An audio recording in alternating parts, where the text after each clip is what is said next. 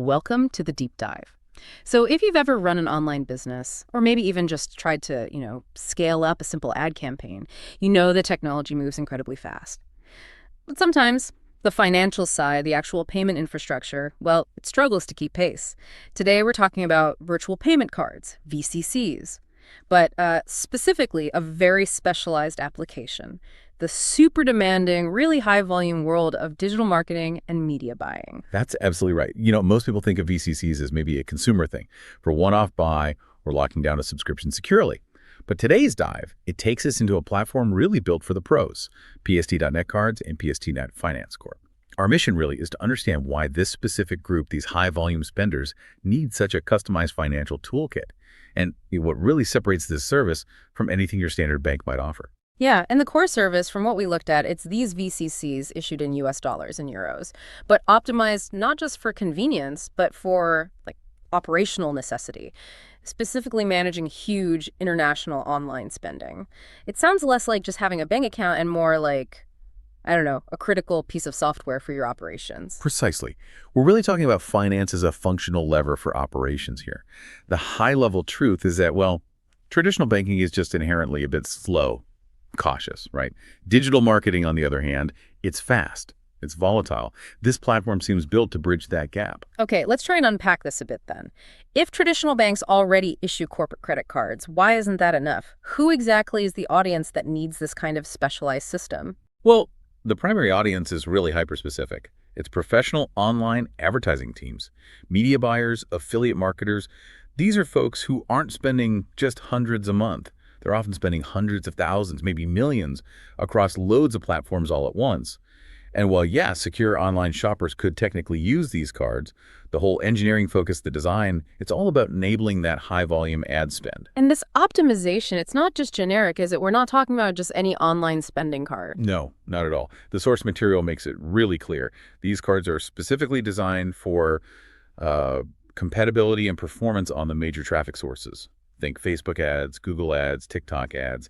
If you are a media buyer, you know that payment acceptance rates, avoiding those payment failures, it's not just nice to have, it's existential. Right. That's the core pain point, isn't it? Avoiding the dreaded payment ban, the account lockout, that nightmare scenario where your entire revenue stream just grinds to a halt because some bank algorithm flagged a, say, $50,000 ad spend as unusual activity. That's exactly the risk they're trying to mitigate. Traditional banks, they often see rapid, high-volume international spending as suspicious because, frankly, it's outside their normal consumer or even small business profile. The systems here, they're explicitly built to minimize those kinds of catastrophic failures. And plus, when the material talks about large payments, we really mean spending limits that are significantly higher than standard consumer or even most business credit cards offer. Yeah. If you're trying to scale a winning campaign from like $5,000 a day to $50,000 a day, literally overnight, standard bank limits become an instant bottleneck. Okay, so these cards aren't just about making the payment. They're about scaling without that friction. That makes a lot of sense. Now, if we connect this to the bigger picture, the sheer speed needed in digital marketing, how does this service actually enable that immediate large-scale deployment? Right. The speed of access is absolutely paramount. Users can sign up and apparently issue their very first virtual card almost instantly. That's critical in an industry where, opportunities pop up and you have to seize them immediately. Wait, I need to stop you there for a second. You mentioned instant issuance, often without needing extensive KYC documents right away, although you said the full checks come later. Given how high risk and high spend ad buying can be, isn't that, well, a massive financial risk? How do they balance that need for speed with, regulatory compliance? That is a critical tension, absolutely. And it's likely a necessary trade-off for this digital landscape.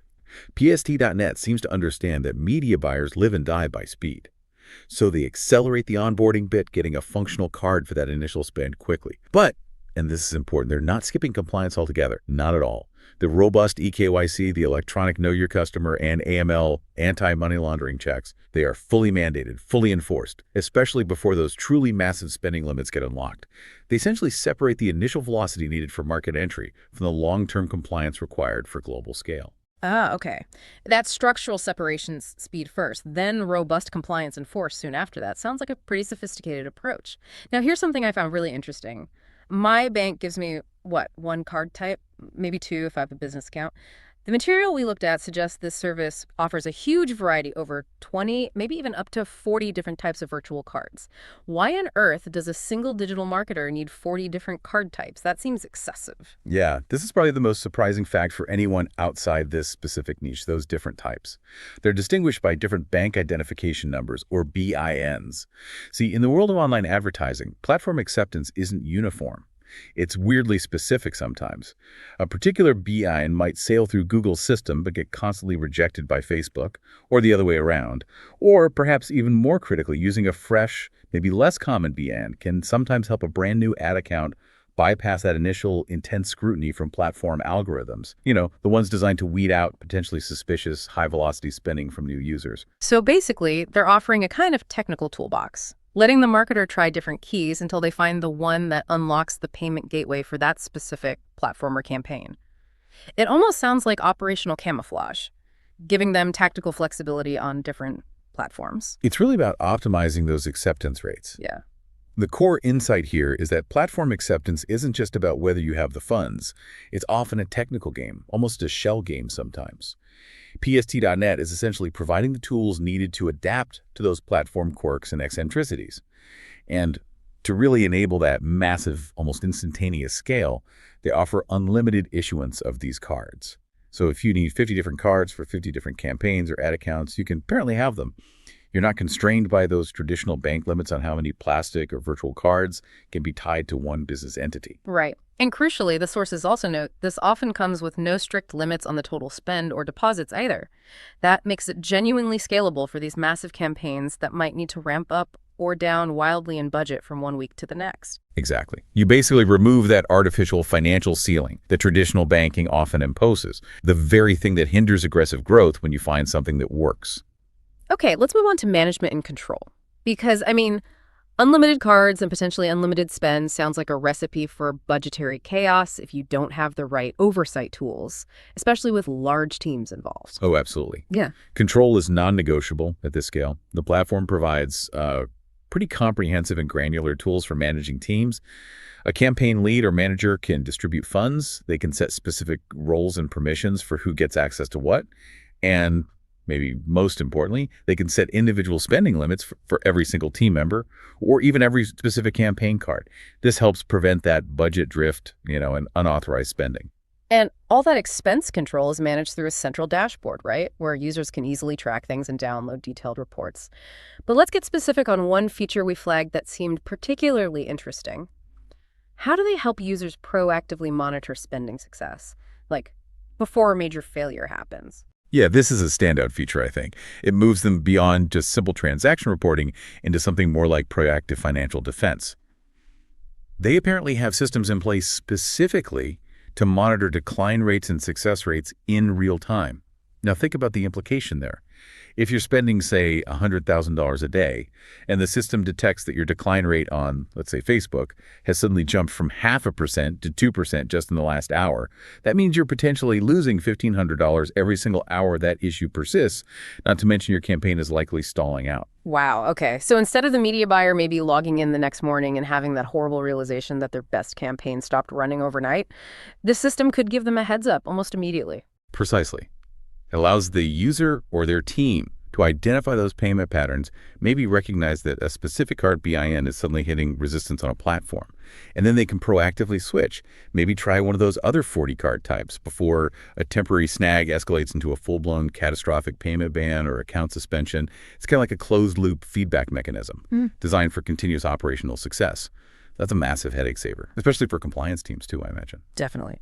Okay, let's shift gears slightly now to the financial nuts and bolts. We've established the enormous volumes involved here. How do you actually fund these operations? And what are the practical real-world incentives for choosing this service over, say, a traditional corporate treasury system? Well, flexibility in funding seems paramount, especially for global operations. Accounts and cards can be topped up using traditional methods like wire transfers, which is pretty standard, obviously. However, the crucial differentiator here, and it's a big one, is the integration of cryptocurrency. They specifically allow top-ups using digital assets, mentioning USDT and BTC in the materials we saw. And why is that so crucial? I mean, if I'm running a legitimate business, why wouldn't I just stick with a standard wire transfer? It comes back to that velocity problem we keep mentioning. A wire transfer, particularly an international one, can easily take 24 to 72 banking hours to clear. And, of course, they don't move on weekends or holidays. Now, imagine you're a media buyer. You find a winning ad set on a Friday night, and you need to scale that thing globally by Saturday morning to capitalize.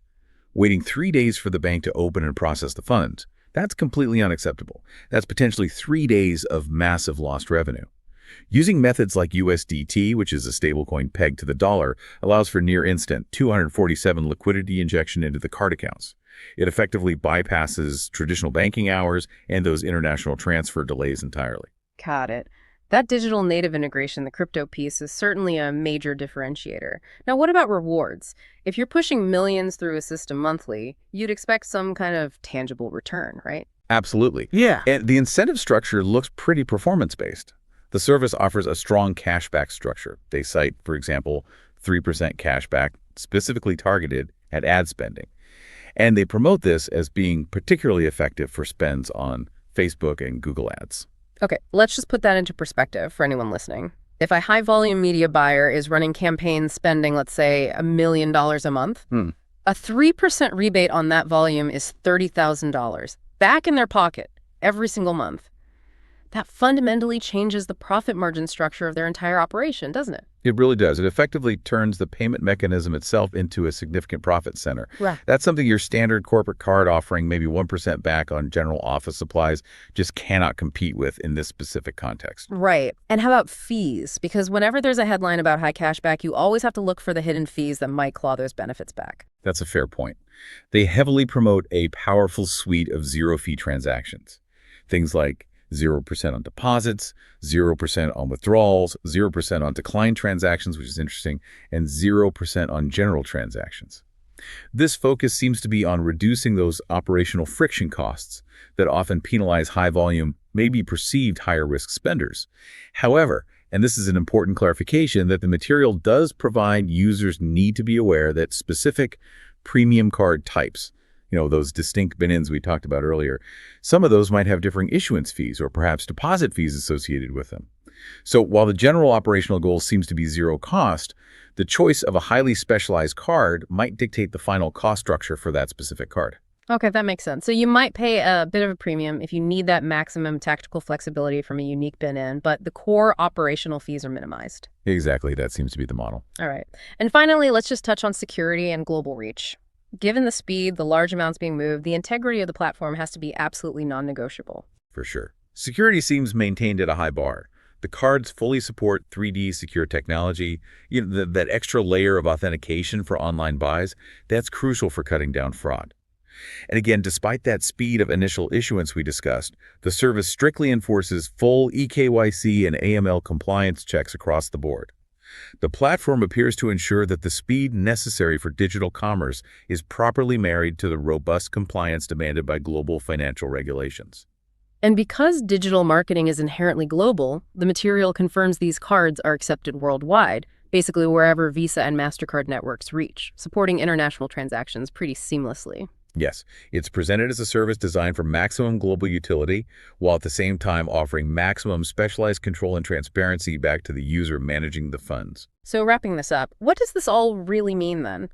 Our deep dive seems to reveal that PST.NET Cards isn't just another financial product. It's really more like an essential operational tool, one that's tailored very specifically for the niche, high-security, high-velocity demands of modern digital commerce and advertising.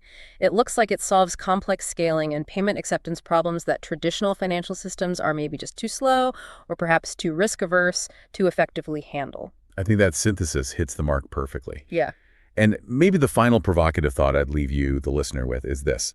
Consider just how dependent the global digital economy has become on this kind of specialized, adaptive financial infrastructure. When things like platform acceptance rates, the speed of funding possibly via crypto, and having access to unique BNs become the absolute non-negotiable elements for success. Yeah. How much longer can traditional banks really afford to remain so generalized, maybe somewhat inflexible, before they risk losing relevance entirely to this high-velocity world of online commerce? A really fascinating look at where finance meets the bleeding edge of digital marketing. Thanks for guiding us through the sources on this one. Always a pleasure. Good discussion.